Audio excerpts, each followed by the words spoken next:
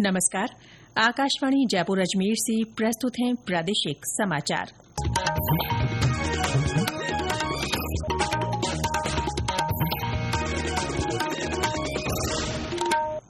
मुख्य समाचार। केंद्रीय नवीन और नवीकरणीय ऊर्जा मंत्री प्रहलाद जोशी ने फलौदी में 435 मेगावाट की गोरबिया सौर ऊर्जा परियोजना का उद्घाटन किया। कहा, राजस्थान स्वच्छ ऊर्जा केंद्र के रूप में उभर रहा है। राज्य सरकार ने बड़ा प्रशासनिक फेरबदल करते हुए 91 आईपीएस, 12 आईएएस और 142 आरएएस के तबादले किए। मुख्यमंत्री भजनलाल शर्मा ने rising Rajasthan global investment summit में हुए एमओयू की प्रगति के लिए भूमि आवंटन की प्रक्रिया में तेजी लाने के निर्देश दिए। और प्रदेश में आज से मानसून की सक्रियता धीमी पड़ने की संभावना, भारी बारिश की गतिविधियों में एक सप्ताह तक कमी के आसार।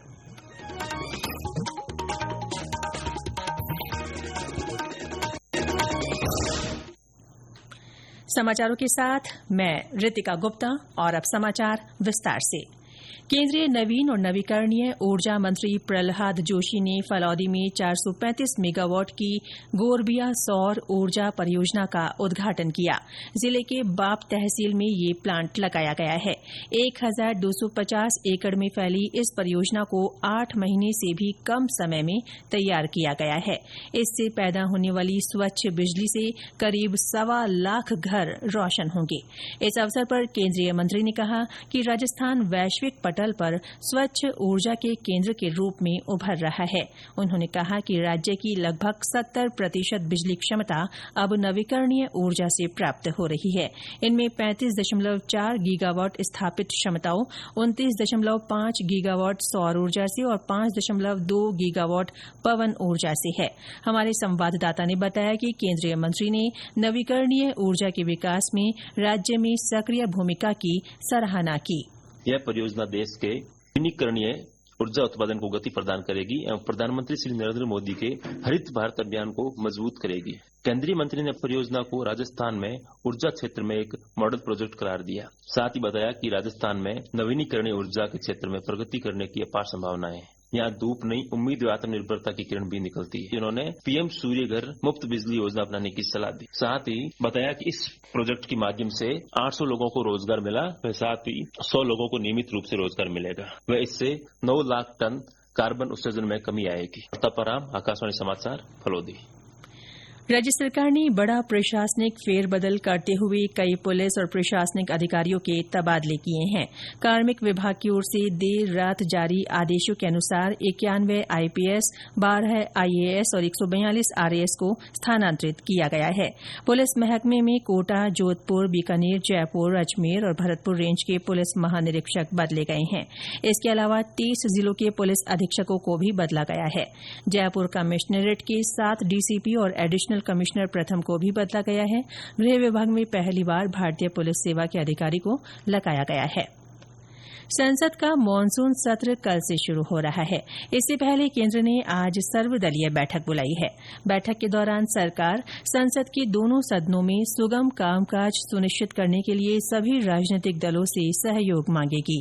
मानसून सत्र 21 जुलाई से शुरू होकर 21 अगस्त तक चलेगा।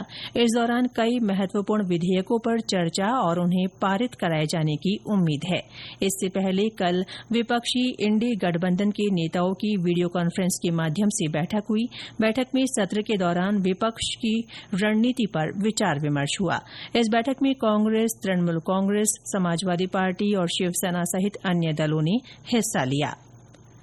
प्रधानमंत्री नरेंद्र मोदी ने वन महोत्सव समारोह में न्यायाधीशों की उत्साहपूर्ण भागीदारी की सराहना की है। उन्होंने पर्यावरण की जिम्मेदारी के लिए नागरिकों को प्रेरित करने में न्यायाधीशों की भूमिका पर प्रकाश डाला। एक सोशल मीडिया पोस्ट में श्री मोदी ने विश्वास जताया कि न्यायाधीशों की ये राष्ट्रव्यापी पहल एक पेड़ मां के नाम अभियान को गति देगी और लोगों को पेड़ लगाने के लिए प्रोत्साहित करेगी। इधर प्रदेश में भी इस अभियान के तहत व्यापक स्तर पर पौधरोपण किया जा रहा है। महिला और बाल विकास राज्य मंत्री मंजू बागमार ने कल नागौर में एक पेड़ मां के नाम अभियान के तहत पौधरोपण किया। सीमा सुरक्षा बल तोपखाना रेजिमेंट में हुए इस कार्यक्रम में 500 पौधे लगाए गए। ये समाचार आकाशवाणी जयपुर अजमेर से प्रसारित किए जा रहे हैं। प्रादेशिक समाचार बुलेटिन आप हमारे x handle @AIRnews_Jaipur, YouTube channel Rajasthan AIR news और फेसबुक AIR न्यूज राजस्थान पर भी सुन सकते हैं।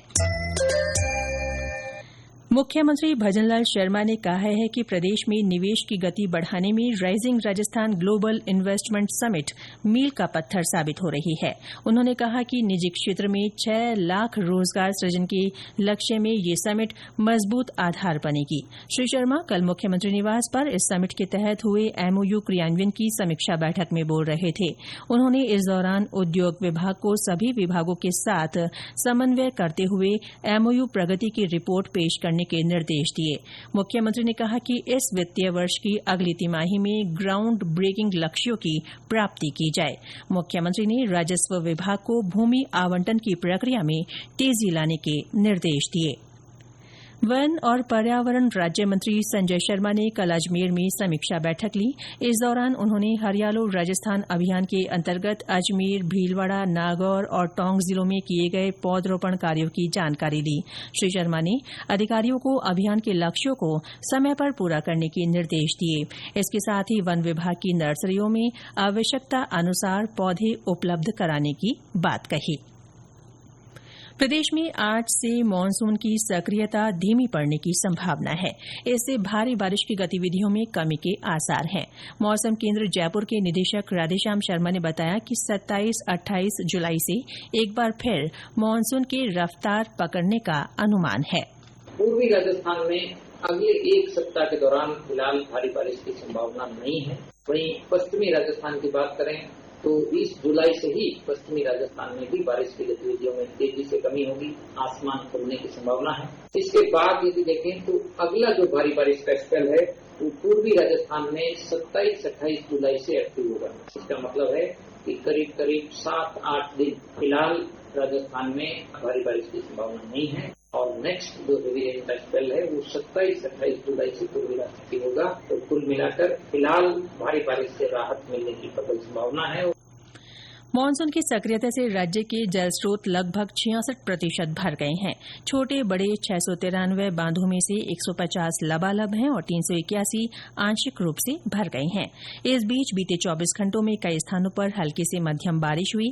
राजधानी जयपुर, जालौर, फलौदी, बीकानेर, नागौर और झुंझुनू में रिमझिम बरसात हुई। सबसे ज्यादा 3 सेंटीमीटर बारिश जोधपुर में दर्ज की गई। तेज बरसात के बाद कई रिहायशी इलाकों में पानी भर गया। हमारे संवाददाता ने बताया कि जिले के बालेसर और शेरगढ़ में मूसलाधार बरसात से 2 बांध टूट गए।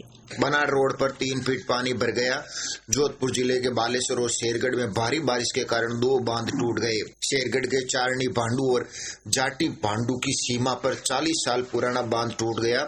बांध का पानी 10 किलोमीटर तक खेत और ढाणियों में पहुंच गया।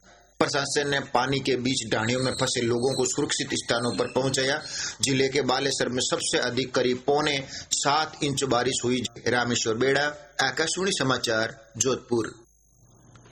पाली में मूसलाधार बारिश से नदी नाले उफान पर हैं। जिले के रोहट, सोजत, सुमेरपुर, डेसुरी, बाली और मारवाड़ जंक्शन में अच्छी बरसात हुई। जैसलमेर के पोकरण, फलसूंड, मोहनगढ़ और रामदेवरा सहित कई जगह झमाझम बरसात हुई।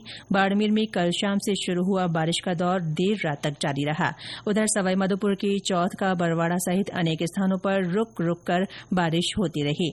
जिले में श्यामोली, मकसूदनपुरा, चौहानपुरा और पीलवा सहित कई गांवों का मुख्यालय से संपर्क कटा हुआ है।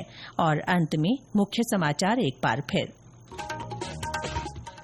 केंद्रीय नवीन और नवीकरणीय ऊर्जा मंत्री प्रहलाद जोशी ने फलौदी में 435 मेगावाट की गोरबिया सौर ऊर्जा परियोजना का उद्घाटन किया। कहा, राजस्थान स्वच्छ ऊर्जा केंद्र के रूप में उभर रहा है। राज्य सरकार ने बड़ा प्रशासनिक फेरबदल करते हुए 91 आईपीएस, 12 आईएएस और 142 आरएएस के तबादले किए। मुख्यमंत्री भजनलाल शर्मा ने rising Rajasthan global investment summit में हुए एमओयू की प्रगति के लिए भूमि आवंटन की प्रक्रिया में तेजी लाने के निर्देश दिए। और प्रदेश में आज से मानसून की सक्रियता धीमी पड़ने की संभावना, भारी बारिश की गतिविधियों में एक सप्ताह तक कमी के आसार। इसके साथ ही प्रादेशिक समाचार बुलेटिन समाप्त हुआ। हमारा अगला बुलेटिन दोपहर 1 बजे प्रसारित होगा। नमस्कार।